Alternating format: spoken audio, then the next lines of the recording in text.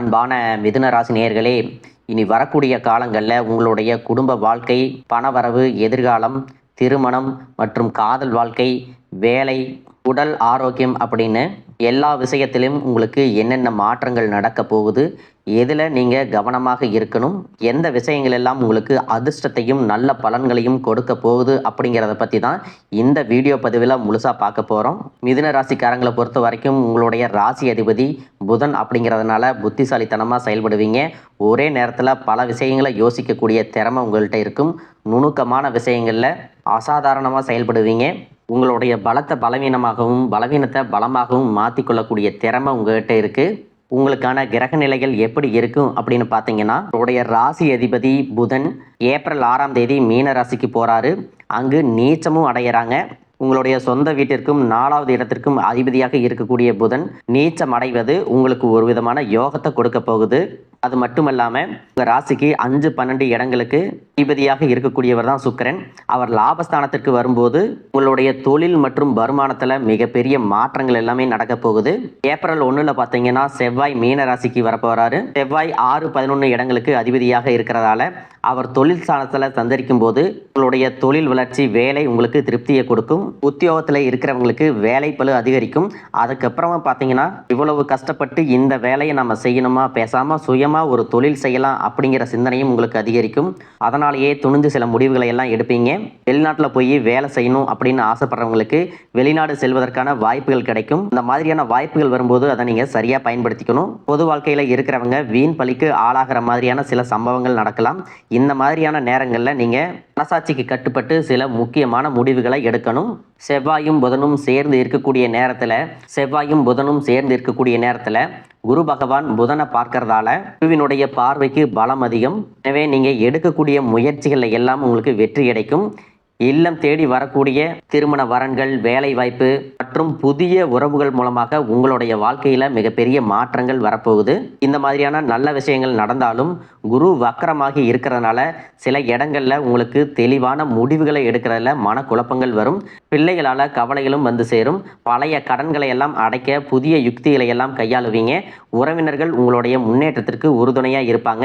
தொழிலை பொறுத்த வரைக்கும் உங்களுக்கு நல்ல முன்னேற்றம் வரப்போகுது. நீங்கள் சம்பாதிக்கக்கூடிய பணம் அதிகமான செலவுகள் ஆகுது, விரயமாகுது அப்படின்னு ஒரு கவலை இருந்தாலும் அந்த விரயத்திற்கு தகுந்த வருமானம் ஏதாவது ஒரு வகையில் உங்களுக்கு வந்துகிட்டே தான் இருக்கும். சிலருக்கு பார்த்தீங்கன்னா வீடு மாற்றம் மற்றும் பணி இடத்துல வேலை மாற்றம் அதற்கான வாய்ப்புகள் அதிகமாகவே இருக்குது.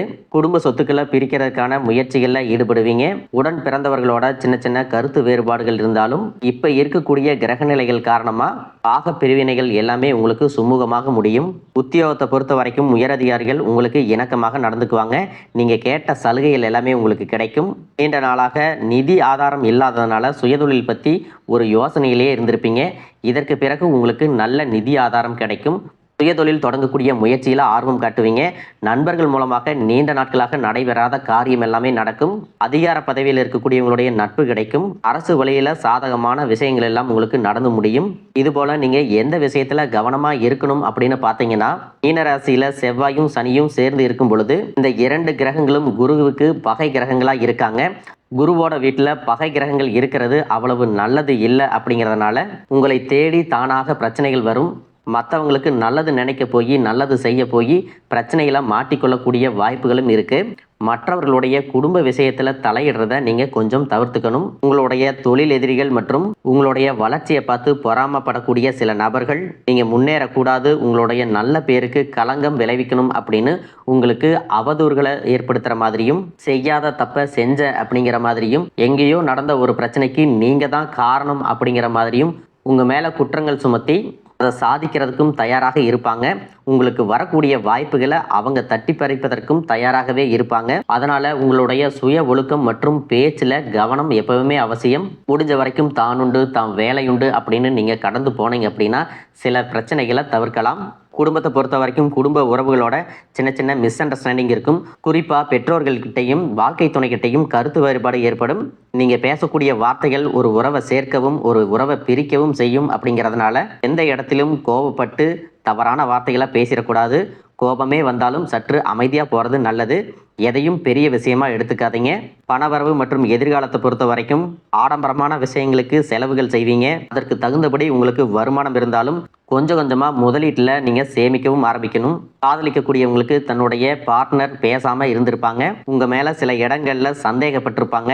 சின்ன சின்ன கோபம், சண்டை, சந்தேகம் இதுவெல்லாம் சாதாரணமாக இருந்தாலும் எந்த இடத்துலையும் யார்கிட்டையும் நீங்கள் விட்டு கொடுத்து பேசிடக்கூடாது.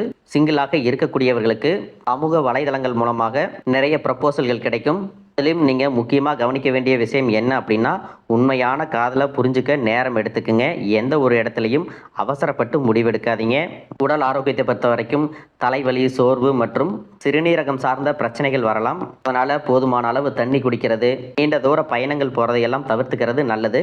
திருமணம் ஆகாதவர்களுக்கு பார்த்தீங்கன்னா திருமண வரன் அமைவதில் நிறைய தடைகள் இருந்திருக்கும். ஜாதகம் சரியில்லை, சொத்து இல்லை, சொந்த வீடு இல்லை, அரசு வேலை இல்லை, இந்த மாதிரி நிறைய காரணங்கள் சொல்லி தள்ளி தள்ளி போயிட்டு இருக்கக்கூடிய திருமணம் குரு பயிற்சிக்கு பிறகு உங்களோட மனசுக்கு பிடிச்ச மாதிரியான நல்ல வாழ்க்கை துணை அமைகிற மாதிரி இருக்கும். உங்களுடைய மனசுக்கு நிம்மதி வேணும், சாந்தம் வேணும், முடிவெடுக்க முடியல, குழப்பமாக இருக்குது அப்படிங்கிற மாதிரி சூழ்நிலையில் தினமும் காலை மற்றும் மாலை வேளையில் விநாயகர் கோயிலுக்கு போயிட்டு கணபதி மந்திரத்தை சொல்லி வழிபட்டு வாங்க. உங்களுக்கு மிகப்பெரிய மன அமைதி கிடைக்கும், தடைகள் நீங்கும். எத்தனை சவால்கள் இருந்தாலும் அதில் எல்லாம் ஜெயிச்சு வருவீங்க.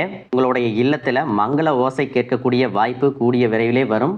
படிக்கக்கூடிய மாணவர்களுக்கு தங்களுடைய கல்வியில் மிகப்பெரிய முன்னேற்றம் கிடைக்கும். அரசு வேலை மற்றும் தனியார் வேலையில் இருக்கிறவங்களுக்கு புதிய புதிய பொறுப்புகள் கிடைக்கும். இதுவரைக்கும் இருந்த பணிச்சுமை கொஞ்சம் கொஞ்சமாக குறையும். உடன் வேலை செய்யக்கூடியவங்கள்ட்ட குறைகளை சொல்லி மட்டம் தட்டுறதை விட பாராட்டி என்கரேஜ் பண்ணும் பொழுது உங்களுடைய தலைமை பண்பு சிறப்பாக இருக்கும்.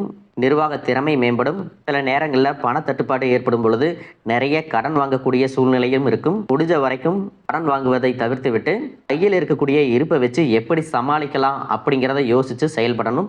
குலதெய்வ கோயிலுக்கு சென்று வழிபடுவதன் மூலமாக உங்களுக்கு மனக்குழப்பங்கள் மற்றும் குடும்பத்தில் நிம்மதி கிடைக்கும். குழந்தைகள் மூலமாக சந்தோஷமான செய்திகள் வரும். நீண்ட காலமாக பிரிஞ்சிருக்கக்கூடிய உறவினர்கள் ஒன்றாக வந்து சேருவாங்க. குடும்பத்தில் இருக்கக்கூடிய பெண்கள் தனக்கு தேவையான பொருட்களை எல்லாம் வாங்குவாங்க. ஆடம்பரமான பொருட்களுக்கு அதிகமாக செலவு பண்ணுவாங்க. புதிதாக வீடு மற்றும் வாகனங்கள் வாங்குவதற்கான வாய்ப்புகள் இருக்குது. சிலருக்கு பார்த்தீங்கன்னா சனியினுடைய தாக்கம் அதிகமாக இருக்கும். அப்படி இருக்கக்கூடியவங்களுக்கு பழைய வீடு அல்லது பழைய வாகனங்களை வாங்கக்கூடிய சூழ்நிலையும் இருக்கும்.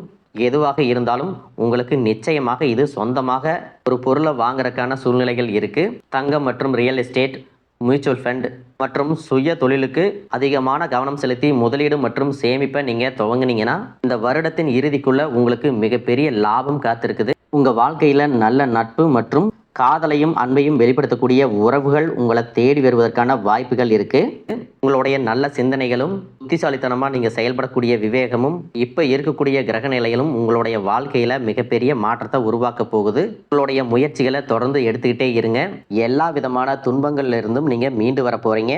உங்களுடைய வாழ்க்கையில் மற்றவங்க அவங்களுடைய சுயநலத்துக்காக தெரிஞ்சே உங்களுக்கு சில துரோகங்களை எல்லாமே செஞ்சுருப்பாங்க.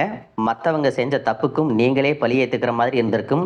ஒரு விஷயத்தை நல்லா புரிஞ்சுக்குங்க, சிலரை மாற்ற முடியாது, ஆனால் நம்மளை நாம் மாற்றிக்க முடியும். உங்களுடைய வாழ்க்கையில் ஒவ்வொரு நிலையிலையும் ஒவ்வொரு நாளும் ஒவ்வொரு செயலுக்கும் ஒவ்வொருத்தருடைய விமர்சனத்துக்கும் பதில் கொடுத்துட்டு இருக்க முடியாது. இயற்கைக்கும் கடவுளுக்கும் நம்மளுடைய மனசாட்சிக்கும் உண்மையாக இருந்து யாரோட மனசையும் புண்படுத்தாம நாம அடுத்த நிலையை நோக்கி போயிட்டே இருக்கணும். உங்களோட நல்ல மனசுக்கு நல்லதே நடக்கும். வாழ்க வளமுடன், வாழ்க பல்லாண்டு.